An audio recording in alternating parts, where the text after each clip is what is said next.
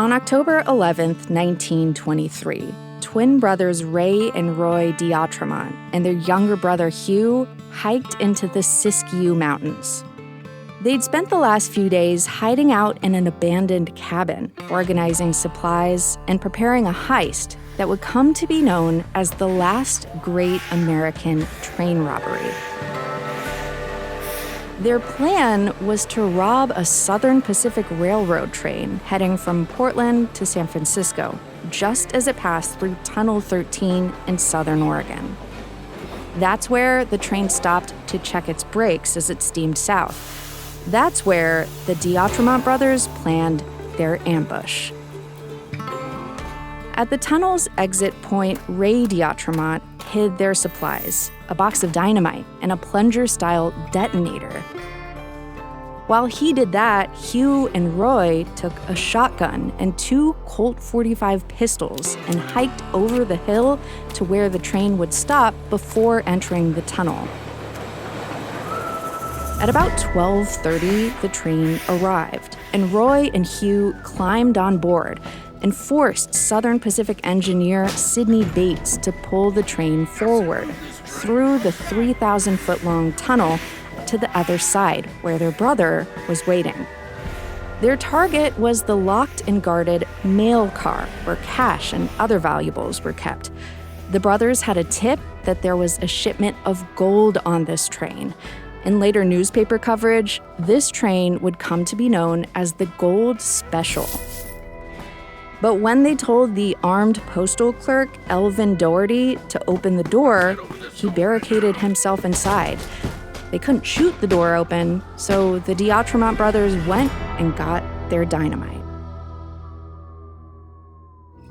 I like to imagine that the brothers gave Doherty one last chance to open the door, that there was one final moment where things could have turned out differently. But whatever was or wasn't said, Roy eventually had enough. He packed the dynamite around the locked door, took the detonator, and ran for cover.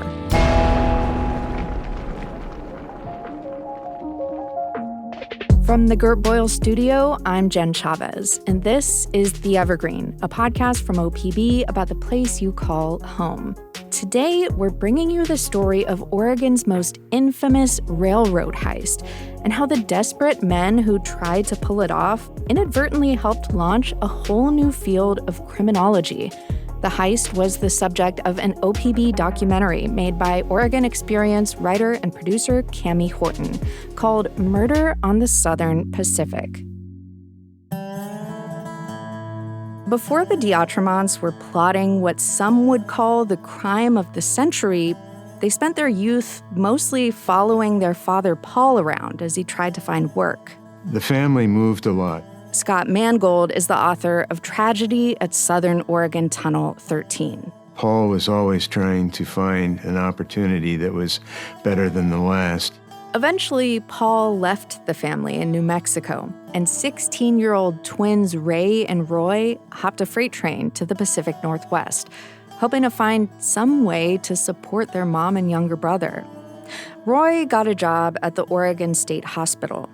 Ray worked in the Vancouver shipyards, which led to him joining the Industrial Workers of the World, or Wobblies, an influential, often confrontational labor union. And back then, being a card-carrying wobbly meant getting harassed by the police. Ray was eventually arrested, tried to escape from jail, and was sentenced to a year in prison. He grew more and more bitter, more determined to find ways to do whatever it took to make money and to share it with his family. After Ray was released, he and Roy started working in logging camps, but the jobs didn't pay enough or last long enough for them to send much money home. In June 1923, their 19-year-old brother Hugh joined them at a camp near Silverton, and they began talking about robbing a train. They claimed they felt betrayed by the system. Finn J.D. John is an author and professor at Oregon State University. And decided, well, why not? We'll rob a train and then we'll be on Easy Street. So they did. Ray seems to have been the mastermind. He scouted tracks up and down the West Coast and eventually found a place deep in the woods, meaning no one would be around, where trains had to stop to test their brakes, meaning someone with a gun could hop on board. Not only that, but with most of the trains stopped inside the tunnel, passengers would be in the dark and wouldn't be able to see what was going on at the front of the train. They wouldn't know they were being robbed until the dynamite blew. Here's Scott Mangold again. People had realized that with a little bit of planning, you could carry off a robbery pretty easily. It was a plan straight out of a comic book. In fact, it very closely resembled the plot of a popular movie, The Great Train Robbery, in which bandits hold up a train at gunpoint, blow the door off the mail car, and make off with the loot. It was just like something Butch Cassidy would have done a generation earlier, or Jesse James, and those guys were heroes. Historian Jeff Lalande. The Robin Hood idea of people who flaunt the law, who are maybe from the lower rungs of society, and do something on a grand scale that attracts the attention and even the approval of many people. Unfortunately, the plan didn't work. They basically used every stick of dynamite they had, destroyed the car, and incinerated the mail clerk. Larry Mullally is a railroad historian. So there was no mail, there was just ruin. No mail, and now that they had killed someone, there was no going back. It was a whole new crime now. So they decided between themselves that they would take no prisoners. The D'Autremonts shot brakeman Coyle Johnson when he ran forward to see what happened. Then they killed fireman Marvin Sang and Sidney Bates, the engineer, because they'd seen their faces. Including Elvin Doherty, the mail clerk, they killed 4 people. To top it all off, there wasn't any gold on board. Even if there had been, they'd blown it all up. Well, robbing a train was just a terrible idea. It was an absolute failure.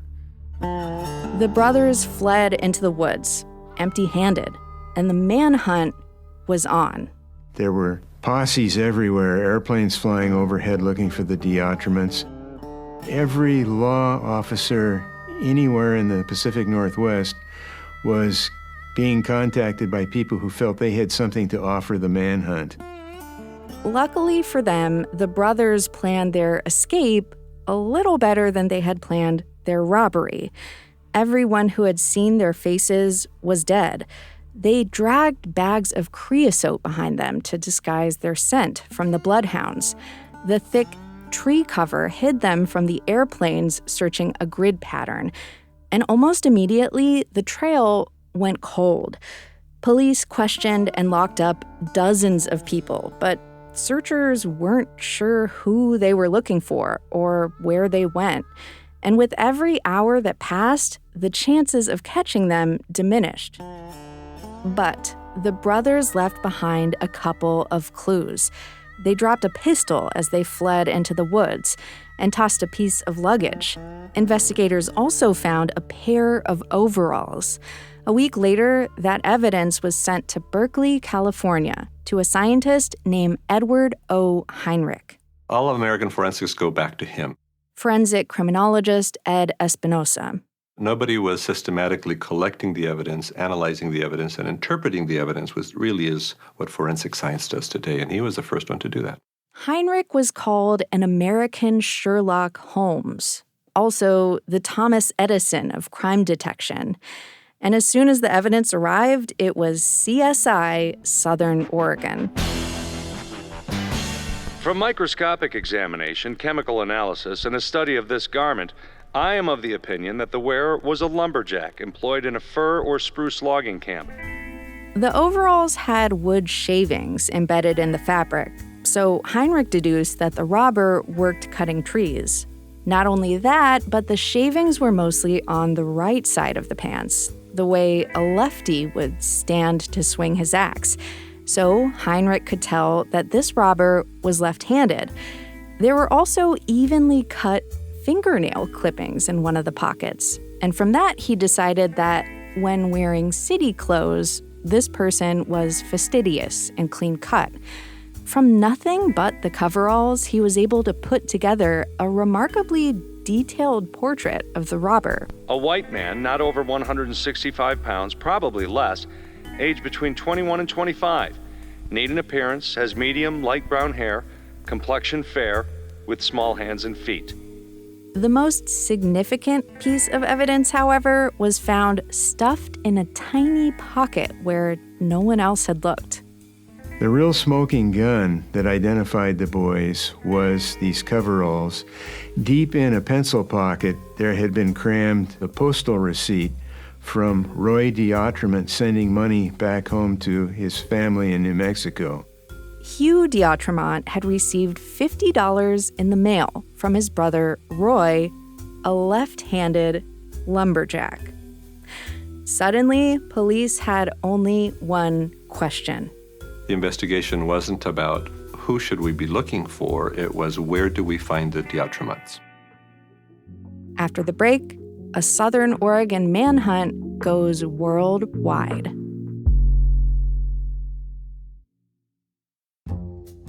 Thanks for listening to The Evergreen, our podcast from OPB about the place you call home. If you like what you hear, subscribe to us on your favorite podcast app, and we'll brighten your Monday morning a little bit with something new and enthralling to listen to each week. You can also follow OPB on Instagram at OPBphoto, or follow me directly at Jen Chavez OPB. That's Jen with 2 N's.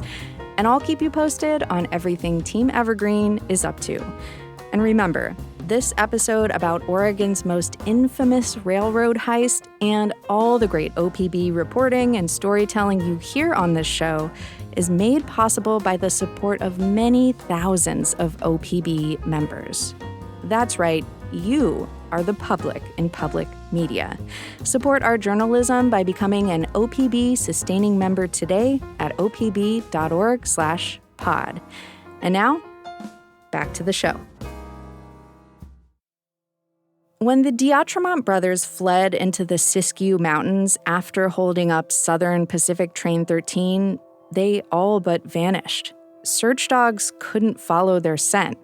Airplanes couldn't find them. Posses formed and disbanded without finding so much as a footprint. But when police sent the physical evidence from the crime scene to scientist Edward O. Heinrich, he basically came back to them with the names of the killers.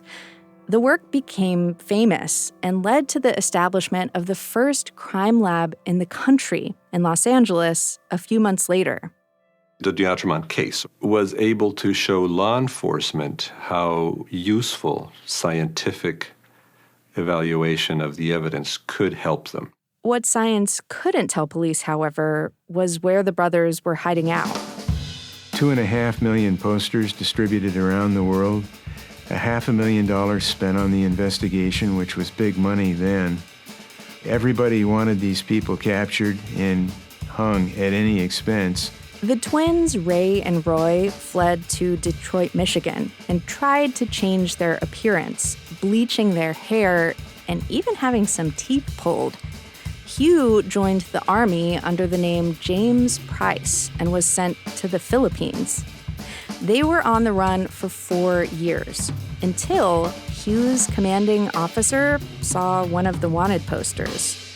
His commanding officer recognized, that's Private Price, contacted the authorities and said, I think one of the guys in my unit is Hugh D'Autremont. This trial was one of the biggest things that Jacksonville had ever seen. It brought newsreel cameras and reporters from all over the place. People were fighting to get into the court so that they could grab a seat and watch this whole thing. The trial got underway, and it was reportedly going well for Hugh. The jury was on his side until one of the jurors got sick, died, and the judge declared a mistrial. By the time the judge had declared a mistrial, it was late in May, the weather was hot, the courtroom was hot. People were very impatient. Before Hugh could be tried again, Ray and Roy were recognized and arrested in Steubenville, Ohio. They signed a confession to avoid the death penalty. They were all sentenced to life in prison.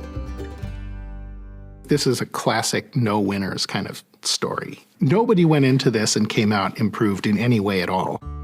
And it's really the family who were the victims. Those who were killed, they were gone, but the family, for years, grieved and suffered from their losses. There's stories in town of the widow of the engineer who was doing laundry for people because she had no income, they had children. Hugh served 31 years in prison. He learned to work as a printer for the prison newspaper and was finally paroled and released in 1958. He died of stomach cancer just a few months later. Roy became increasingly violent in prison. He was eventually transferred to a mental hospital, then a nursing home. He died in 1983. Then there was Ray. Ray became a scholar. He did a lot of reading. He learned languages, other subjects, taught them to inmates, and became arguably a contributory citizen. In 1972, Ray D'Outremont met with Oregon Governor Tom McCall, who commuted his sentence. You're an ideal example that reformation can work. It was easy, and I was proud and happy to have the opportunity to do it. After his release, Ray worked as a part-time janitor at the University of Oregon. He wrote essays and spent his time painting. And he was alive to see the story of the train robbery grow into a kind of legend. Way out west in Oregon in 1923, the D'Outremont brothers wrecked the train as brutal as could be. This is Crime of the D'Outremont Brothers by the Johnson Brothers, recorded in 1928. It tells the story from robbery to manhunt to sentencing. Now they are in prison for the lives they've led, without any hope of pardon until they are dead. Over the years, you can see this crime pop back up in popular culture every few decades. The 1949 gangster movie White Heat opens with a very similar robbery and 4 murders, just as a train exits a long tunnel. Get away from North Control! What's this, a hold-up? No. In 1969, Butch Cassidy and the Sundance Kid has a scene where the outlaws use too much dynamite and blow up the train they're trying to rob. Well, that ought to do it. Think you used enough dynamite there, Butch? Then, just last year in 2024, Dire Straits guitarist Mark Knopfler released a song called Tunnel 13 about the D'Outremont brothers. 3 bandits, hearts filled with resentment and hate, killed mill clerk Elvin Doherty, engineers said they... But despite its place in popular culture, there are a lot of problems with calling this the last great American train robbery. In fact, almost every word in that description is inaccurate. They didn't take anything, so it wasn't a robbery. And a year later, in Illinois, bandits made off with several $1 million in cash from a train. So it wasn't the last American anything. But maybe we can call it great. Not in the sense that it was good. There are very few quadruple murders that are good. But maybe it was great in that it was audacious and ambitious. It was a crime so bold that solving it helped legitimize the field of forensic science. It was so daring that it still has a hold on our imagination. And it speaks to the profound desperation of being down and out in America. With no prior experience, no training or qualifications besides ongoing financial distress, these three brothers tried to pull off a job that would set them up for life. It was a fantasy, it turns out. But when you're desperate, that's something.